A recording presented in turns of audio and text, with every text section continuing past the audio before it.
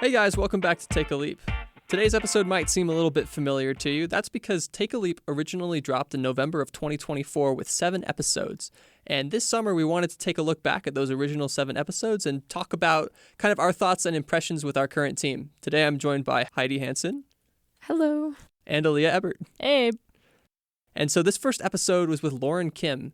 Aaliyah, why don't you tell us a little bit about Lauren in this episode? Yeah, she talked a lot about the climate and the earth, as one does as a climate activist. And I think a lot of religions probably have this connection, but it's for sure very prominent in my faith tradition, the idea that God is very connected to nature. My roommate says that her favorite way of connecting with God is being out in nature. And I think that's something a lot of people share. Everyone has their different ways of connecting with God, their different ways of praying almost. Mm-hmm. And I think nature is a big one. And so in her episode, what she does with that faith is, takes that and goes on to protect the environment because it's God's creation and it draws us closer to him. I'd be curious to do some personal research of my own of what other theologies believe about the earth.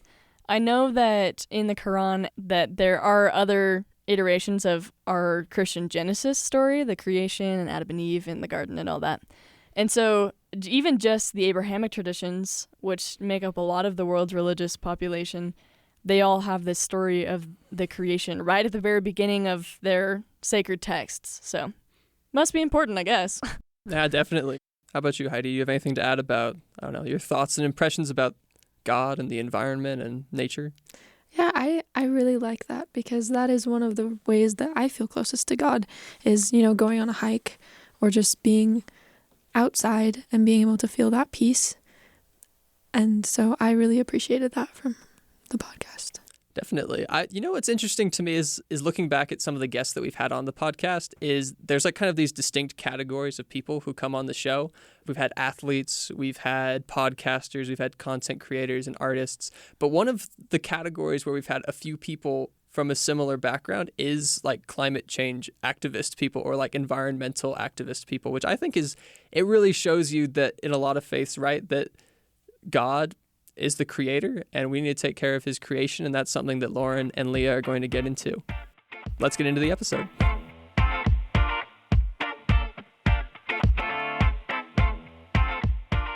Hey guys, it's Leah with Take a Leap, and I'm here with Ian. Caroline. Alex. Ian. Do you care about the environment? Yeah, I do. Oh, yeah. Yeah, I do. How do you take care of the environment? I think everyone can do their own little things. Try to keep carbon emissions down, I guess. Try to walk if I can, not drive as much. I try to thrift my clothes instead of buy lots of them, just because I know that's fast fashion is a big issue and it's impacting lots of people. Turning the lights off when I leave a room. I don't litter. Oh. Yeah. Do you pick up trash, or you just actively don't litter? Oh, yeah, for sure. If I go on a walk and I see any trash, I always pick it up. What a guy. Mm-hmm. Perfect. Hello, guys. Welcome back to Take a Leap. Today, I'm so excited to be talking to Lauren Kim. Thank you so much, Liam, for having me. Lauren Kim is the national organizer and spokesperson for the Young Evangelicals for Climate Action. Do you say the abbreviation YECA? Yes, I say YECA. That's very controversial because a lot of people like YECA. I like Really? YECA. Mm-hmm. Okay, I like YECA too. That's what I've been saying, but I wanted to check. Okay. She's been involved with YECA since 2019, serving as a project manager, college fellow, and steering committee member. She's a graduate from the University of Virginia with a degree in global security and justice. Lauren believes deeply in the mission of environmental stewardship as practice of obedience, kindness, and radical love toward Jesus and his creation. I'm really excited to be here on Take a Leap. Good, I'm so glad. So I want to talk about the last line of your bio. It says that you believe deeply in the mission of environmental stewardship and how everything is God's creation. Can you talk a little bit about how you think your faith has impacted what you do for the environment? I grew up in a Christian household, and I came to the Lord maybe in high school, and maybe even earlier. He's always been pursuing my heart. Since then, I've had a really strong relationship with him, and I've allowed him to change my heart and grow in greater compassion all throughout high school and even college too. I would say my relationship with the Lord is central, everything. It is the reason why I do what I do. Um, he is like literally the wind in my sails. And faith is very tied to the work that we do at YECA. That's what sets us apart from other environmental organizations, which are also doing great work. But I think we bring a unique angle and we insert the Lord here in a way that other organizations don't. That's so awesome. I'm wondering if you have a specific story you can share, either about the environment or not, just a story that really strengthened your faith that you could share with us. My younger sister grew up with asthma, and it wasn't asthma because of genetics. It was because we grew up on an island and the land next to us was always on fire. It was forest fires, and it was intentionally done and irresponsibly burned to clear land for farming.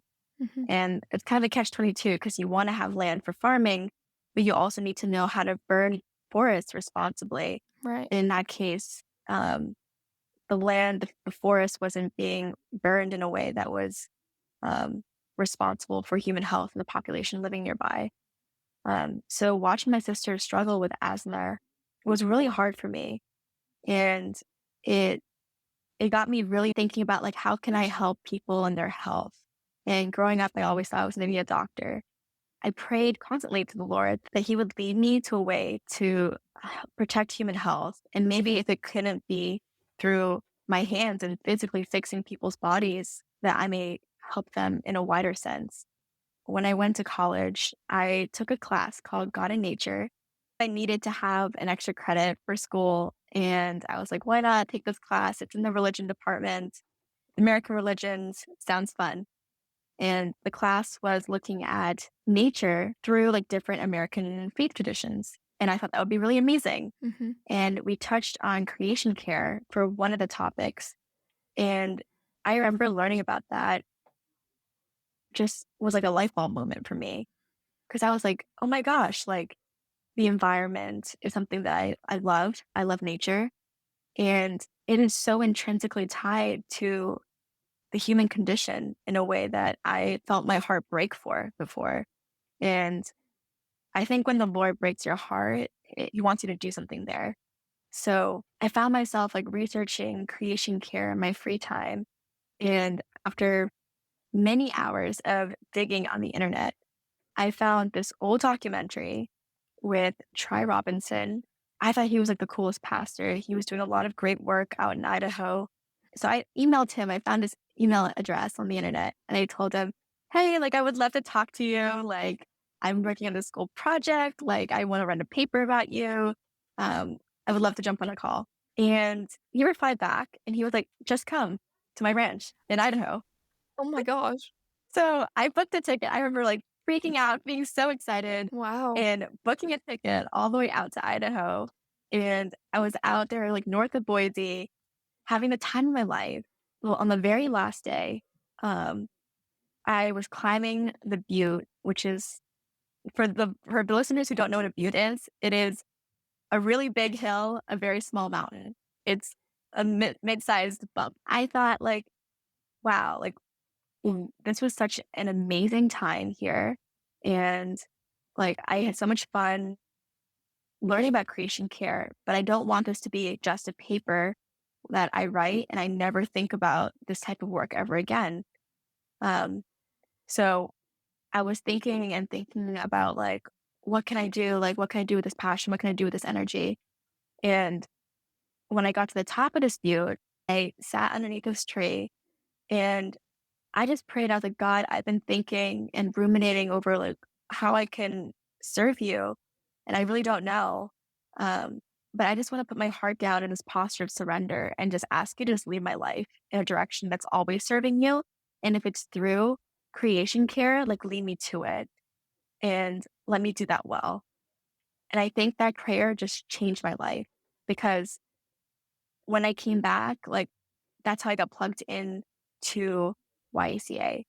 I started speaking at different churches. I started bringing creation care objectives to my own home church, to my college, and life really took off from there. And it wasn't anything that I planned.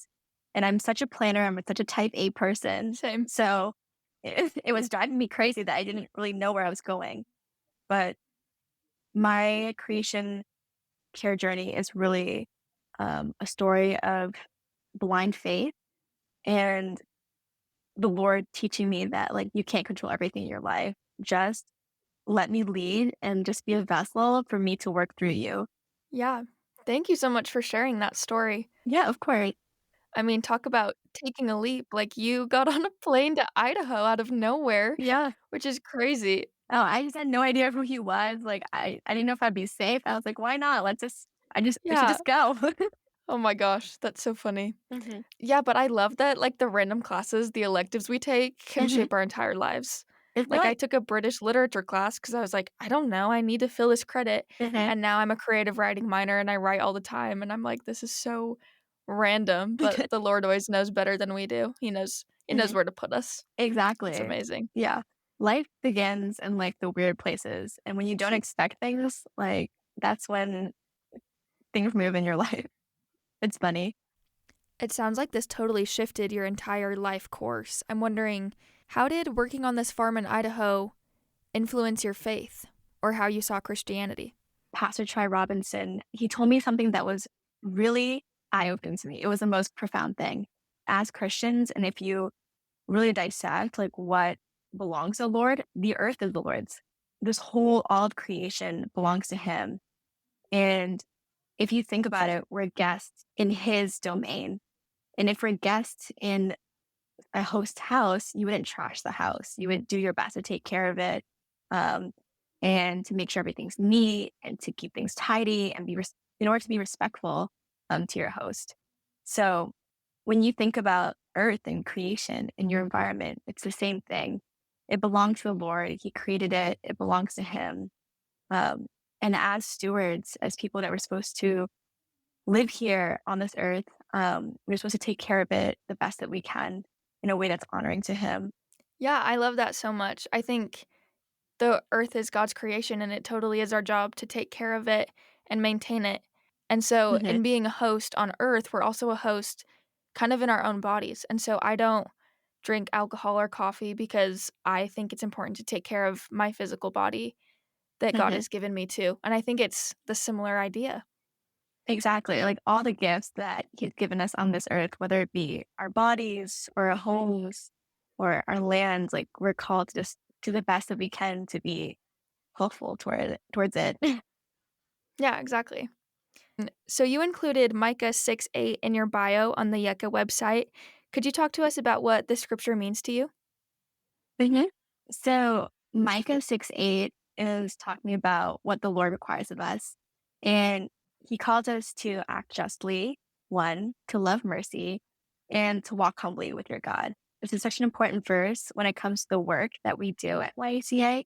And I tell all of my YECA fellows, YECA steering committee members about his 6:8.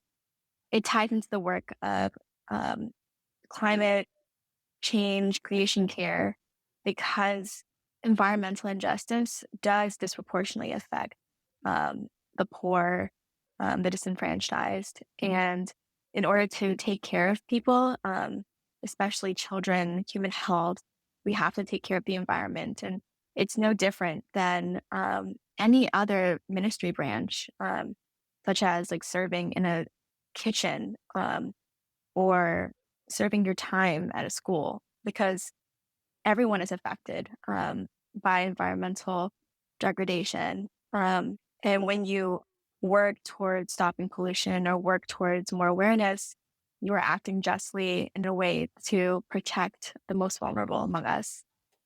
Yeah, I love that. We did an interview a while ago with someone who said that the Lord's work is done more out in the community than in the mosque. That I think it's so true that God, yes, he wants us to go to church or to the mosque, but he also wants us to go serve the other people that he loves and wants to take care of. Mhm. Exactly. Yeah.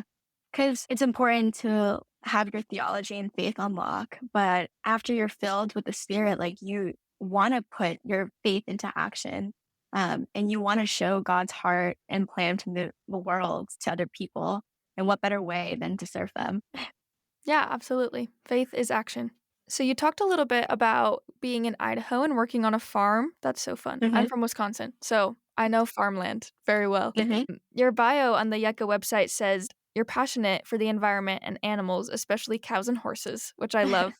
Uh-huh. When did this love and passion transition into activism?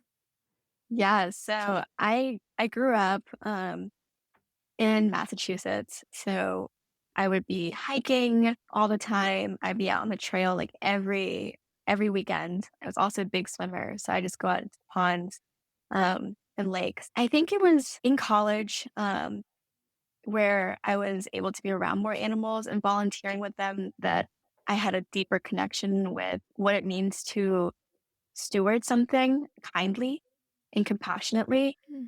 And then when I moved to Texas, I had the opportunity to be more involved with animal shelters, ride horses, and there are cows everywhere in Texas. So there was no shortage of cows. I love cows, especially the brown ones.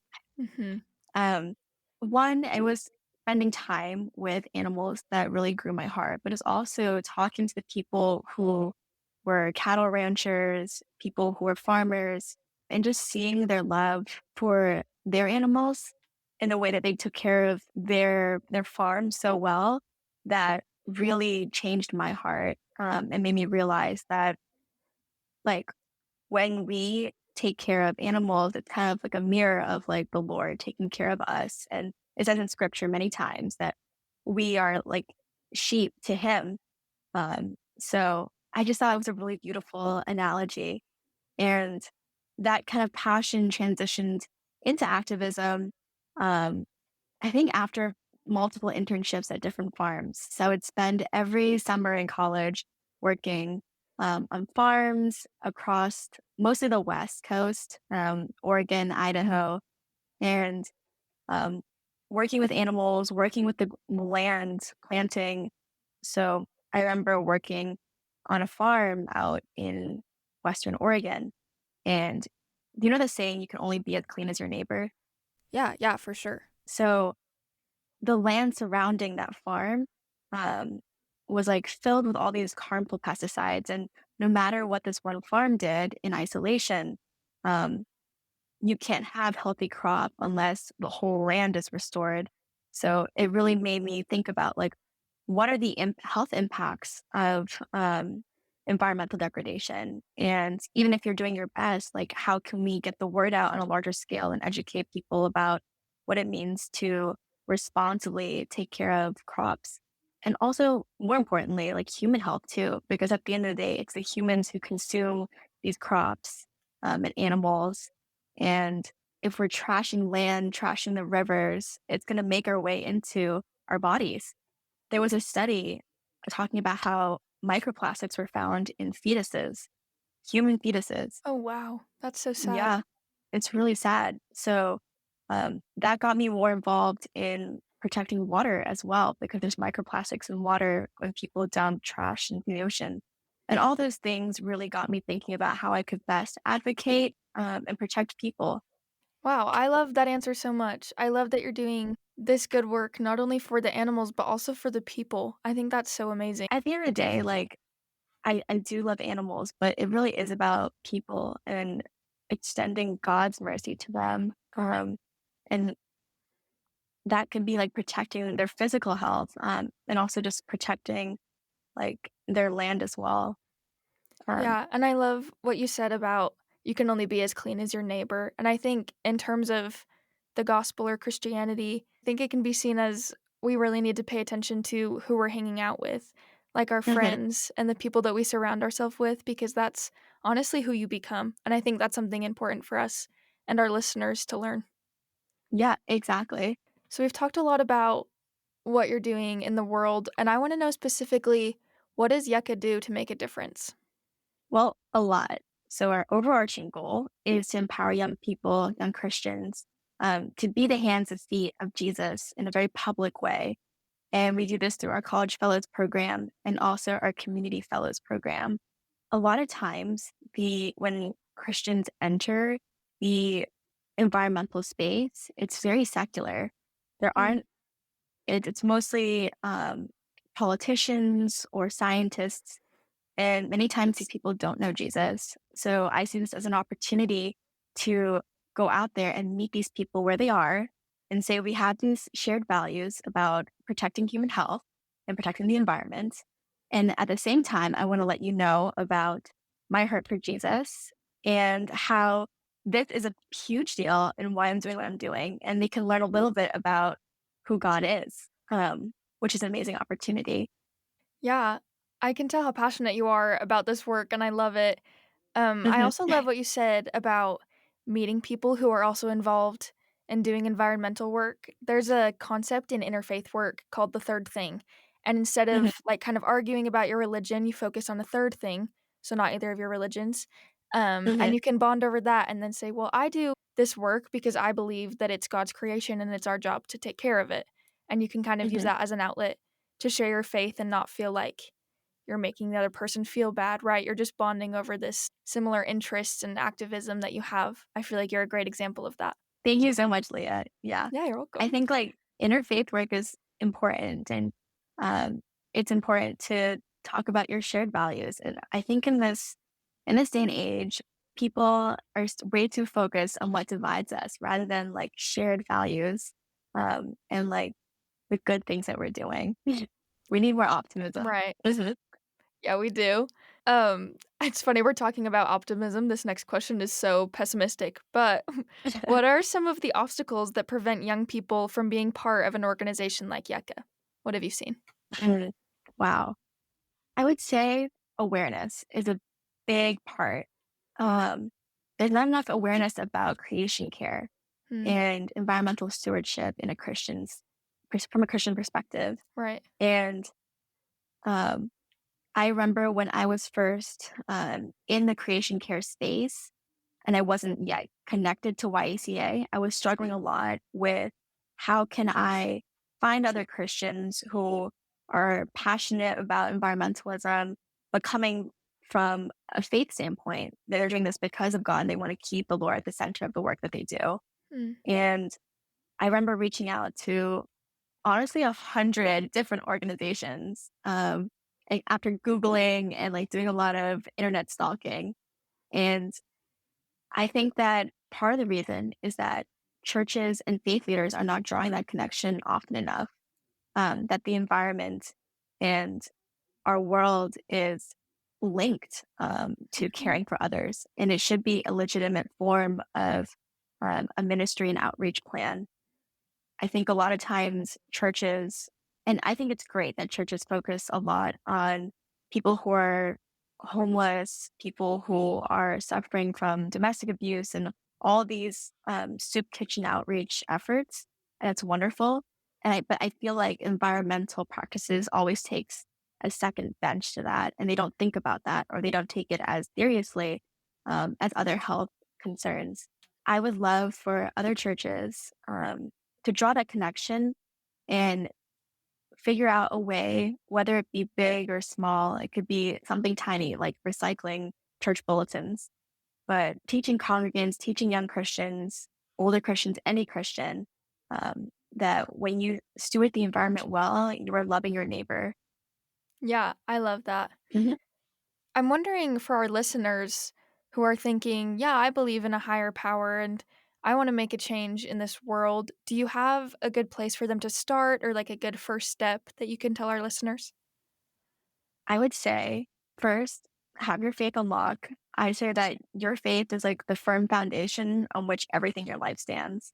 So really spend some time in prayer, discernment, and figure out like what it is that you want to do, and like how you can best use your talents to serve. And then after having that as your foundation, get plugged in to organizations. It could be a faith organization to a person for a person's specific religion, or a group that you feel called to because you share in their missional statements. I believe that the work that we do can be great done in isolation, but when you are in a community and you're with other people, your work goes so much further and you feel so inspired.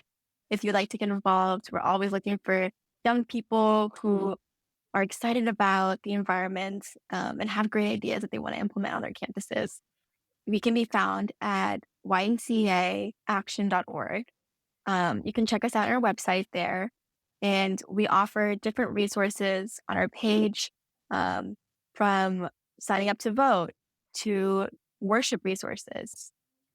Yeah, I love that you made it so individual for people's talents and telling them to pray first and see what they can do and what specifically their talents could be used for. Thank you so much for speaking with me today. Yeah, of course. Thank you so much, Leah, for having me. This was really fun. Hopefully you had fun listening to this episode of Take a Leap, and it's inspired you to give up on women and invest in tomatoes. Be sure to follow us on social platforms and leave a review. We have an especially funny TikTok that coincides with this episode, so check that out. Take a Leap is, of course, a production of BYU Radio. This episode was theorized, produced, hosted, and edited by me, Leah King. No big deal. Our production team also includes Josh Orton, James Sturdivant, and Aaliyah Ebert. Maybe next week they'll help me with the episode. We'll see you then. If you listened this far, I love you. Bye-bye.